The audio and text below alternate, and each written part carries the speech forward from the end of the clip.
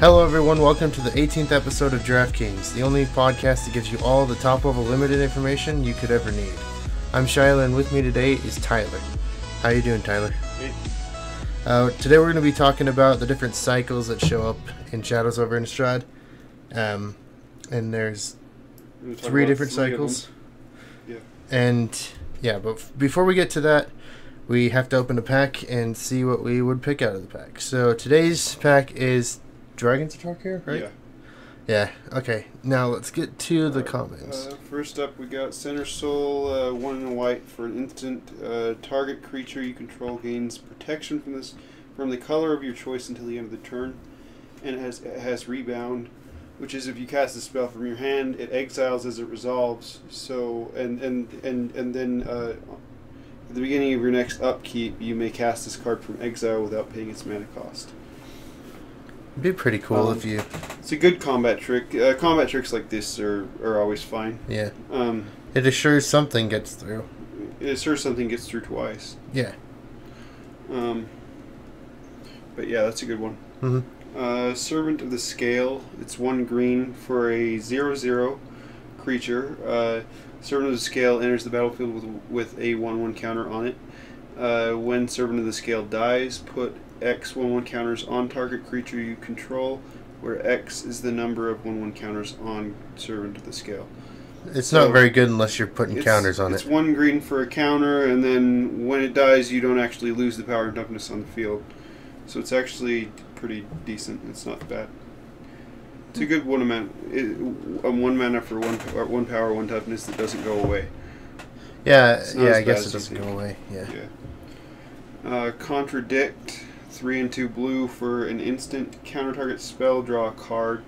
It's overcost to dismiss. I believe it's dismiss. That's 2 and 2 blue that does the same thing. Yeah, I think so. Yeah.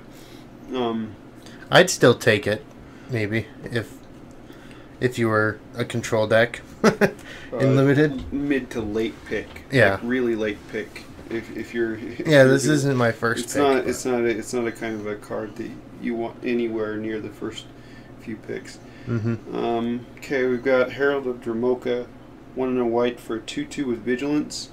Other warrior creatures you control have Vigilance. In this block, warriors were big. Yeah. And this is really, really good. Warriors are really, really big. Vigilance is really, really good to have on a creature in limited. I remember how much fun I had with Topen Freeblades in Origins draft because nobody else took them and I dominated with them. Yeah. They were the best white card in draft, like white common, and nobody took them.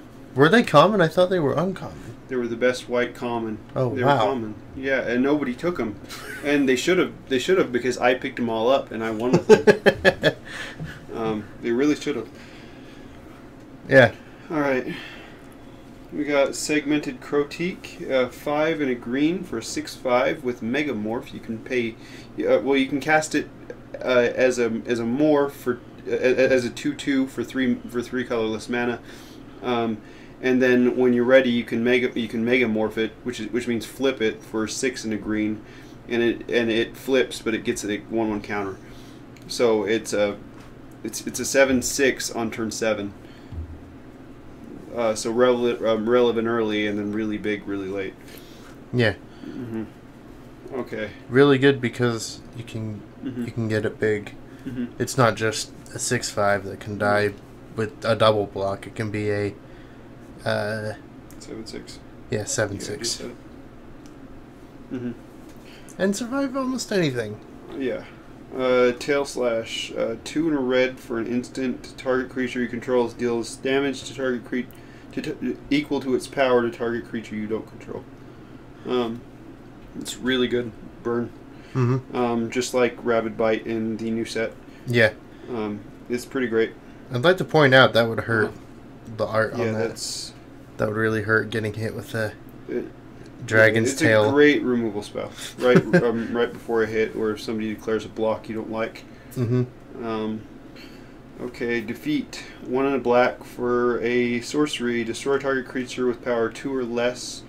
These cards were really good in this format because there were so many morphs. Yeah. This would kill the segmented Crotique, which you would be very sad about. Yeah. It's just a great removal spell for this set specifically. Yeah, people never trust morphs, and they like kill them whenever they're about to flip or something. Yeah. So that they don't have to deal with what that is kind on of the a other card side. is worth first picking in this format. Yeah. All right, we got Reduce in Stature, which would also make you want to play Defeat even more. Enchant. It's a 2 and a blue for an aura. Enchant creature. Enchanted creature has base power and toughness 0/2. Yeah, this is good because it just it makes something small and weak so that you can get in with your guys. Yeah, makes it useless from then on, pretty much. Mm-hmm. Mm-hmm. You make your segmented Crotique a 0/2, or not yours, but theirs. And hopefully you're not doing it to yours. Yeah, bad idea to do it to yours. You might be doing something wrong. Mm-hmm. All right. We've got Enduring Victory, 4 and a white for an instant. Destroy target attacking or blocking creature. Bolster 1. I think it's a little overcosted, but it's decent removal. I'd say it's about it's a middle pick draft card. I'd 3 removal spells. I'd play one in my deck. I'd happily play one of these in my deck, maybe. I'd play it just because it's replaceable. Yeah, because of the bolster, maybe. I wouldn't. It's good removal. Yeah, it is good removal. It's good removal, but it's overcosted by I think 1. I think if it was 4, this would be really good. Yeah, I can see that. Yeah, but 5 is just too much mana. All right, so let's get to the uncommons now. Okay, Salt Road Ambushers, 3 and a green for a 3/3. Whenever another permanent you control is turned face up, if it's a creature, put 2 1/1 counters on it. So your megamorphing stuff with this deck, I'm assuming you're putting this in a deck with other megamorphs in it. So they're getting the counter from the megamorph plus 2 more. So this makes your megamorphs really good. Yeah. It's also a megamorph. It megamorphs for 3 and 2 green. So you can flip it on turn 5 as a 4/4. Sadly, it doesn't get the bonus because it's the text says another permanent. Yeah. So even by itself, 4 mana 3/3 is nothing bad. No, it's not bad. I think this was played in the 5 mana 4/4 is even better though. I may be wrong about this, but I think this was played in the Community Super League recently in the Magic the Amateuring podcast's deck that they ran that they made for Tribal Wars, which was called All Dogs Go to Heaven, which was Tribal Hounds. Seems like a fun idea, but yeah. Yeah, but I'd like to play this guy. He's a really solid creature. Yeah. All around. I mean, you play him face down on 3, flip him on 5, and he's relevant the whole time. Mm-hmm. All right, we got Quarcy Deceiver, 1 and a blue for 0/4. You can tap it to add 1 colorless to your mana pool.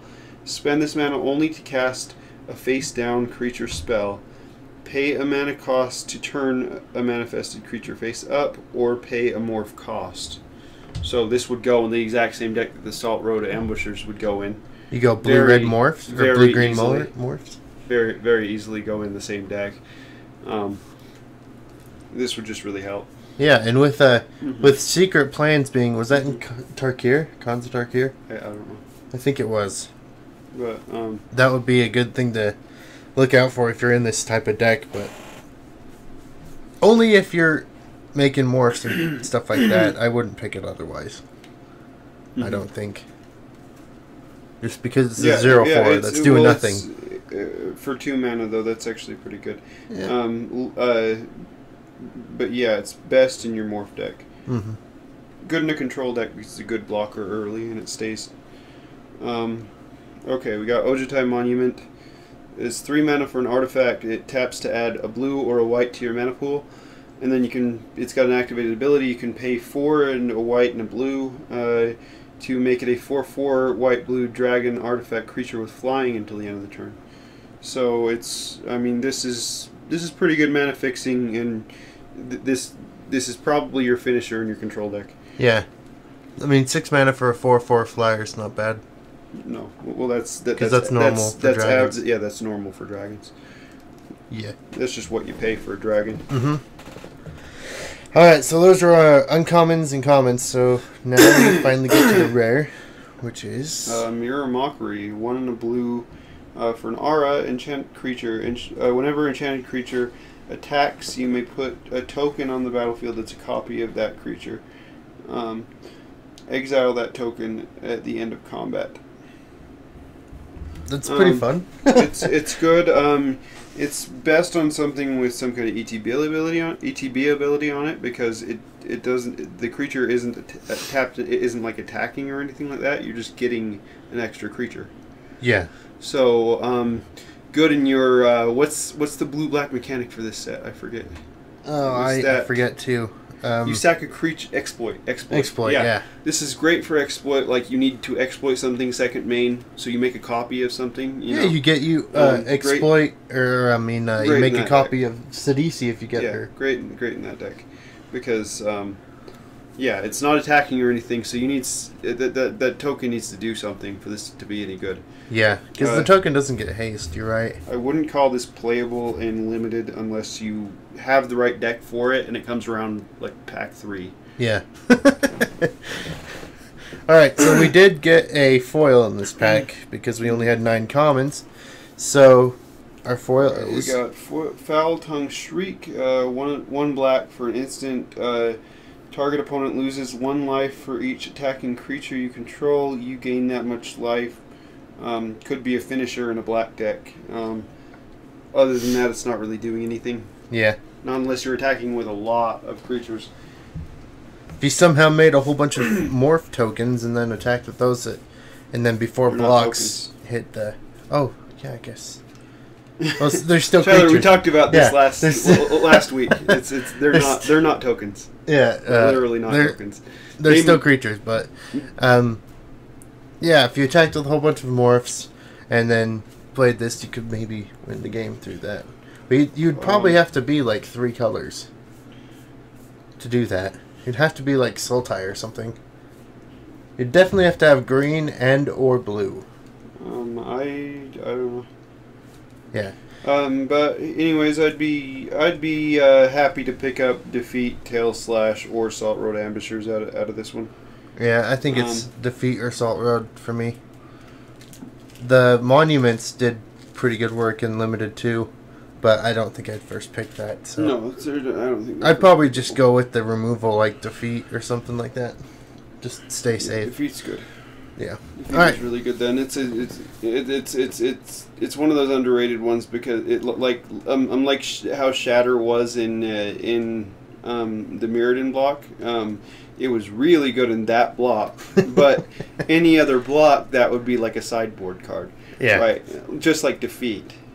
Put it in the new set that we have now, and it would be like okay because we have a lot of pikers.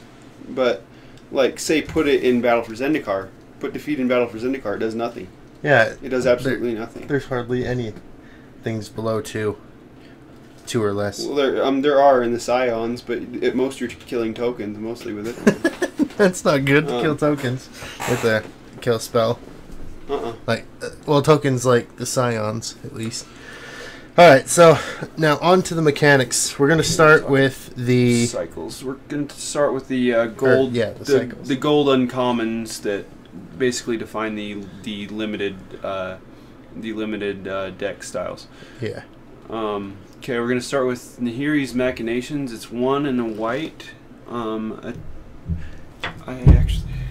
you want to read this one real quick, and I'll read the next one? Yeah, Nahiri's Machination is 1 and a white for an enchantment. Put at the beginning of combat on your turn, target creature you control gains indestructible until the end of the turn. And it also has an ability, you pay a colorless and a red, and the Machination deals 1 damage to target blocking creature. Mm-hmm. So make something like protected from anything, and then you can also use... guarantee that you get in with a big attacker. Yeah. And then, or you could make your little guy indestructible and hit in with that too. And if they block a creature, that's just 1 point away from dying. To death. Yeah, You just or if they block it all, you just burn whatever they got if you got the mana. yeah. Yeah, you can activate that multiple times too. Yeah. If you have the mana, yeah. Yeah, you can. You can activate it. You can burn something out. Mm-hmm. You can kill several creatures. All right. Next up, we got ongoing investigation. 1 and a blue for enchantment. Whenever one or more creatures you control deal combat damage to a player, investigate, and it has an activated ability. You can pay 1 and a green. Exile target card from your graveyard, investigate, and you gain 2 life. This is one of my favorite ones. Yeah. And all of these cards in this cycle will they basically define that deck. You know what I mean? That's what Wizards has been doing for the past few sets. Mm-hmm. But yeah, this is perfect in the blue-green investigate deck, which is what that deck is. Yeah, it can gain you life and makes you clue tokens, and you're just happy because you get drawing cards and you get more everything and you more want. Yeah, it's pretty great. All right, next up is behind the scenes. 2 and a black for enchantment. Creatures you control have skulk. It has an activated ability. 4 and a white. Creatures you control get +1/+1 until the end of the turn, which is counterproductive if you're giving him skulk. Yeah. But this is my least favorite out of this whole cycle. It'd almost be better if it gave him -1/-1. Because the black-white deck is largely a token-based deck, and I don't really like wasting turn 3 on this. And the skulk isn't really relevant.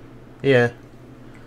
Skulk isn't... Yeah. It's only relevant on a certain amount of different thing, on just a few cards. Like the rats and the... Well, it's relevant on anything with 1 power. Yeah. It's relevant on anything with 1 power. Next up, we got Geist Blast. 2 and a red. Geist Blast deals 2 damage to target creature or player. You can pay 2 and a blue. Exile Geist Blast from your graveyard. Copy target instant or sorcery spell that you control. You may choose new targets for the copy. So, once again, works perfect in the blue-red instant sorcery deck. It's just a great spell all around. I'm happy to put it in my yard in almost any deck, just so that I can have a copy of a spell later on. Yeah. I would discard this card to a card just so that I could get a copy later of like a Fiery Temper, you know? Yeah. 6 damage instead of 3.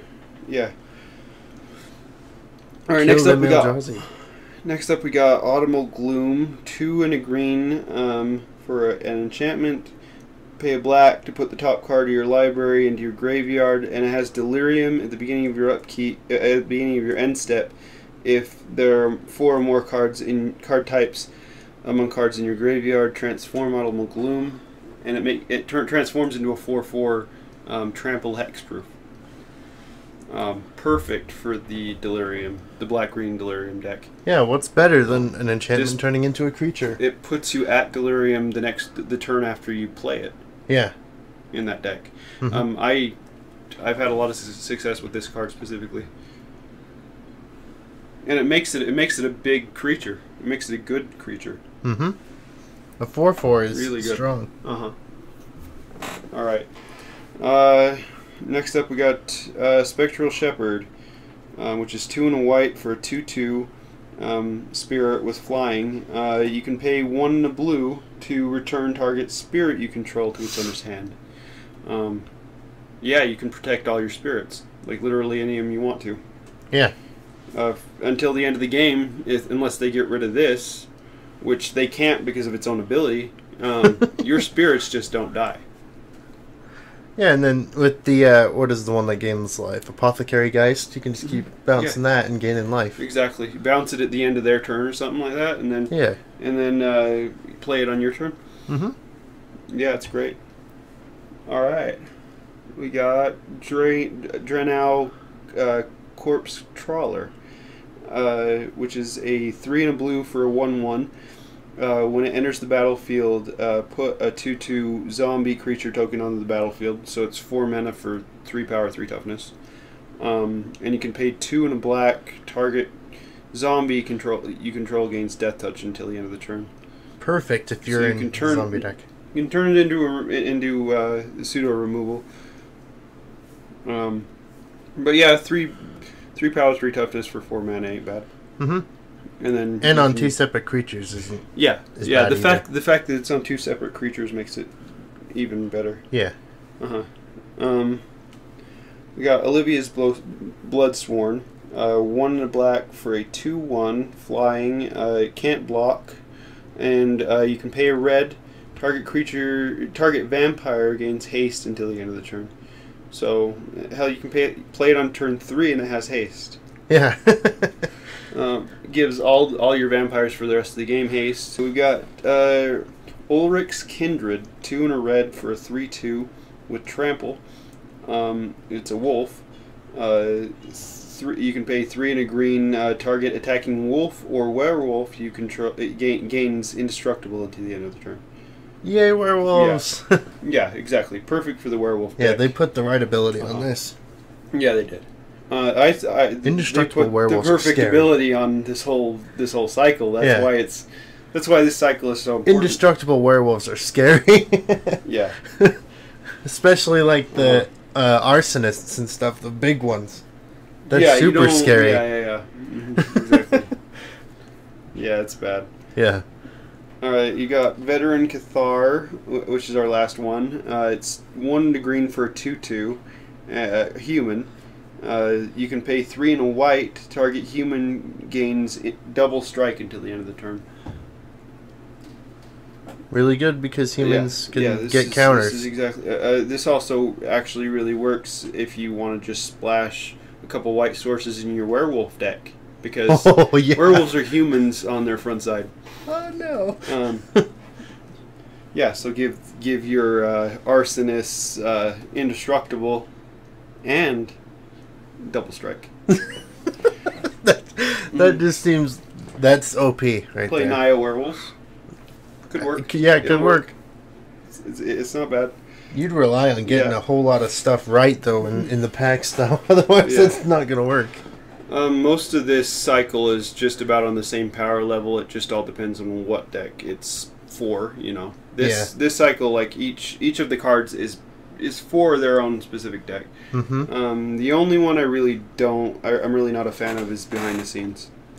Yeah, Behind the Scenes isn't the ones that give Skulk. The one that gives Skulk. Yeah, but every other one has high chance of being. Yeah, all the other ones are really good. Like, I'd pick almost any of these, like, first pick, sometimes. Depending on what pack you're in and if you're in the deck or not, but...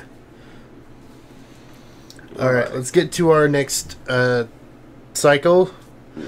Moving on to the delirium cycle, so the creatures that have delirium. Delirium cycle? Yeah, the uncommon creatures that have delirium. So you read this one. Yeah. Topplegeist is...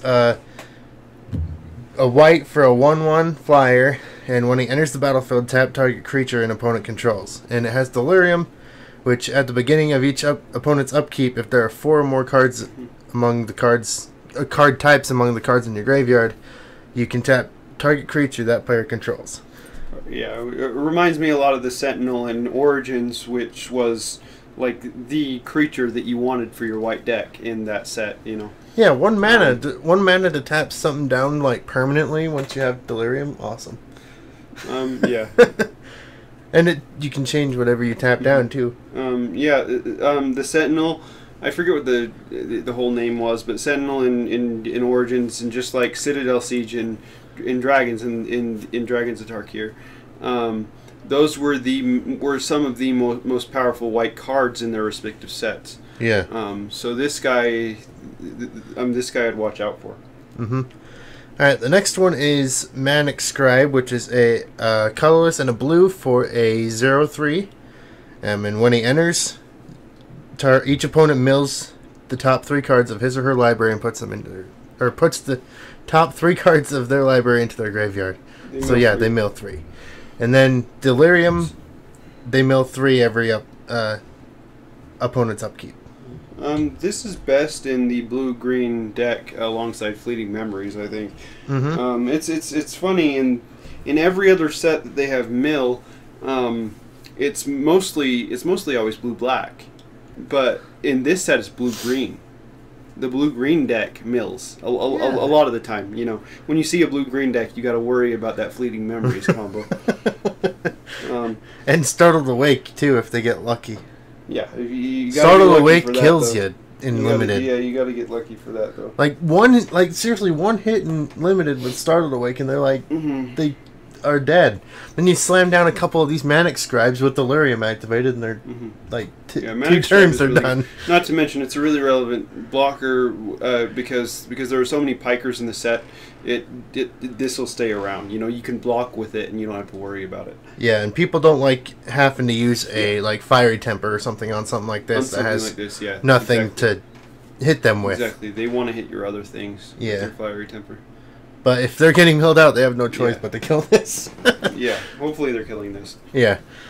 Alright, now the next one is the black one, Tooth Collector. 2 and a black for a 3/2. And when it enters the battlefield, target creature an opponent controls gets -1/-1 until the end of the turn.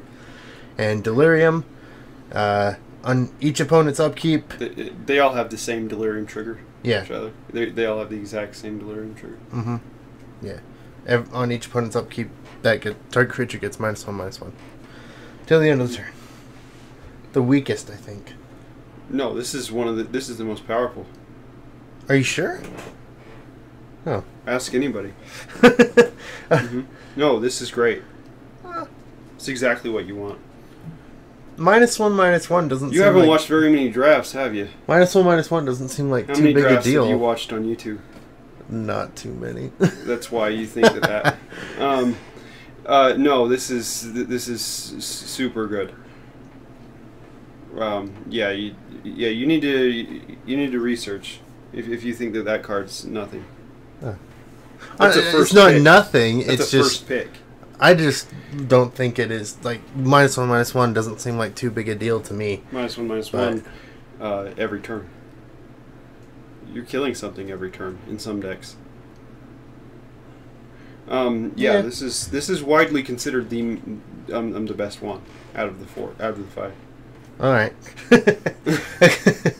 All right. So the next one is Gibbering Fiend, which is a colorless and a red for a 2/1, and when it enters the battlefield, it deals a damage to each opponent, and delirium, it deals a damage to each opponent on every opponent's upkeep. Now this is the weakest one. Yeah. Yeah, I still don't see -1/-1 as too big a problem, but it's not the fact that it's -1/-1 once. It's the fact every that it's turn, -1/-1 all the time, and it does actually kill things. Considering the thing that we've mentioned several times already, there are so many pikers in the set and things with 1 toughness that it's really relevant. You can't deny that. There are so many. I guess I haven't realized tokens, how many pikers. Hell, it kills. How many 1 toughness things there actually are. It kills 3 things out of this whole cycle. It kills a lot of things. Yeah. All right, so that's Gibbering Fiend. Next, we have the last one, which is Obsessive Skinner. It's a colorless and a green for a 1/1, and when it enters the battlefield, put a +1/+1 counter on target creature, and on every opponent's upkeep, you put a +1/+1 on target creature. Yeah, this is powerful. Yeah, I think this is the strongest one. This is powerful. Long term, yes. If you have it on the battlefield for a while, yes, it gets to be the most powerful. But right off the bat, it's not. Yeah. Really, anything isn't. None of these are good without triggering the delirium.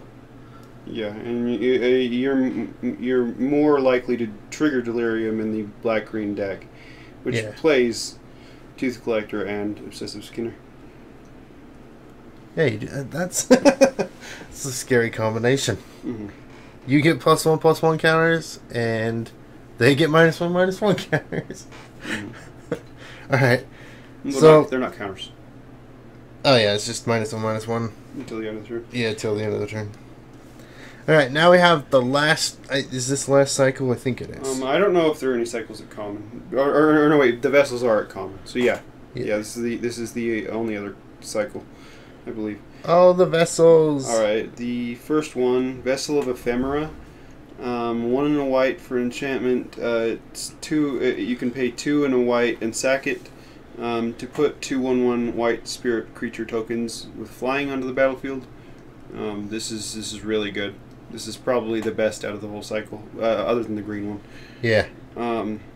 It's just great. I just love how it's good value. How they gave like this. You're getting 2 creatures out of 1 card. Yeah, I love how they gave enchantments that are actually pretty good when you sacrifice them, so that you can get delirium easier. And the fact that it's only 4 cards is not hard to reach whatsoever. No, not hard. I haven't had trouble getting delirium in any deck. Yeah. Literally any deck, you can get delirium in this set. Yeah. So it's not hard at all. 2/1/1 spirits. It's like a more expensive lingering souls. Yeah, it's the lingering souls for this set, I guess. Yeah. 2 bodies for 1 card is always good. Okay, we got Vessel of Paramnesia. 1 and a blue for an enchantment. You can pay a blue and sacrifice it, and target player mills 3, and you draw a card. This even conceivably helps. It helps with delirium, also because you can just mill yourself. Yeah, and if you're running the mill deck, like if you're running the clue/mill deck with manic scribes and stuff, helps with that too. You can pick these up later because they always wheel around. Yeah, this always comes around. And people don't value this one high enough, I don't think. Yeah. But then when people get it played against them, they're like, why did I not see that before or something? You mill them for like 12 in a turn, and they're like, how? Alright, we got Vessel of Malignity. 1 and a black for an enchantment. You can pay 1 and a black to sacrifice Vessel of Malignity. Target opponent exiles 2 cards from his or her hand. Activate this ability only at any time you could cast a sorcery. I don't like this one. Yeah, this is the least powerful out of any of them. Yeah. Exiling 2 cards. No. Yeah, it's not great. Yeah. There's so much more. They could have put something completely different on this and made it a little better. I'd like it to destroy a creature. Yeah. Like destroy they probably could have done that for like 3 target mana. non-black creature. Yeah, for like that would 3 work. Mana. No, for the activation same cost. Same cost. Destroy target non-black creature. Yeah, that'd even be better. Make it a Doomblade on a stick. Yeah. Okay, we got Vessel of Volatility. 1 and a red for an enchantment. You can pay 1 and a red, sacrifice it, and add 4 red mana to your mana pool. This is another one I wish it would do something better, like burn. Yeah. Right. It's red. Instead, it just makes mana, which is like it makes. It's like you would not expect this to do this. It makes the same amount of mana that you put into it. Yeah, you'd totally expect red to burn with this, but if you play this on, mana. let's say your curve is good. You play this turn 2, turn 3 you lay a land and activate this, and so you have 5 mana up. Turn 3, so in that situation it's good. But you played any later than that, and it's not any good. Yeah. You can play your 5-drop on turn 3, which is great, but there's no other situation where this is good. So it has to be there always on turn 3. Well, yeah. You want to cast this on turn 2 and activate it on turn 3. Yeah. That's the only way I can see this being any good. All right. Vessel of Nascency. It's 1 green for enchantment. You can pay 1 and a green to sacrifice the vessel and reveal the top 4 cards of your library. You may put an artifact, creature, enchantment, land, or planeswalker card from among them into your hand. Put the rest in your graveyard. This by itself makes delirium. Yeah, this just makes a draft that we did this weekend. I played this turn 1. Turn 2, I had delirium. That's just insane. Turn 2, I had delirium. That's it. This is by far the best one, I think. Yeah, this is great. Yeah. I think this. If you're playing anything in Ephemera, are both really good. If you're playing any deck that has green and needs delirium, pick up these if you see it. Yeah. There's no way you'd pass these if you need delirium. Yeah. Vessels are really... I mean, the Vessel of Nascency is really, really high in a delirium deck. Yeah. You need... I like to at least have 2 or 3 in a delirium deck. Yeah. Just that you make sure that you get them. Mm-hmm. Alright, so those are all of the different cycles in Shadows over Innistrad. That's it for this episode. Thank you all for watching. You can follow me on YouTube, Facebook, and Twitter at ShyGuy768. And you can follow Tyler. Tyler A. Hill 7918 at Twitter and The Edge 452 on YouTube. Our group channel, Jacked Up Gaming, on YouTube, and The Real Jacked UG on Twitter. Yes. All of those, just follow them and subscribe and stay tuned for more. But thank you all for watching again. Until we meet again, may you all draw well, but most of all, have fun.